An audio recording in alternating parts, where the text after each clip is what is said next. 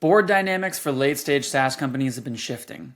Whereas board meetings used to be all about the growth at all costs era to position yourself well for an IPO, as IPO markets have cooled, late-stage SaaS, in order to not become zombie SaaS, has had to cut to profitability and get efficient fast. But large sales and marketing teams have been kind of caught off guard. They haven't been really thinking about how do I shift from grow at all costs and dump more money into this paid channel to get more money out to doing something really efficiently.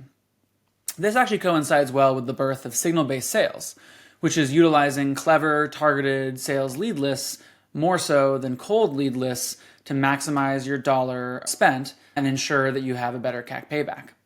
And so the combination of the pressure from above, from boards, to basically get rid of the growth at all costs mindset and move toward one of efficiency and profitability, combined with the need to drop CAC and to essentially make every dollar more efficient, essentially coincides super well with the rise of signal-based sales. And that's why we're seeing so many growth stage SaaS companies move to signal-based sales. But to do so, it does require an overhaul of how you're thinking about your sales and marketing departments.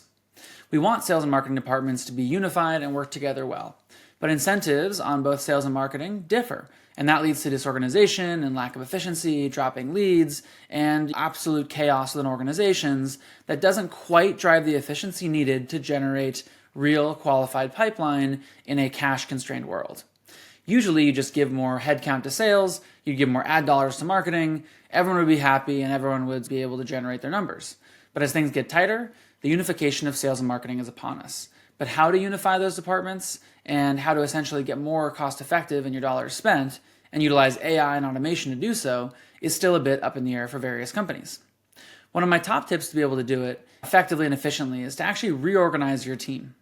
Instead of having marketing teams focused on different vertical channels, so one for ads, one for email, one for influencer marketing, etc., where they can specialize, because prospects like to be reached out to now in an omni-channel way, I actually recommend reorganizing the team to, instead of focusing on those verticals, focus on horizontals. And there's just three main horizontals: cold leads, warm leads, and hot leads.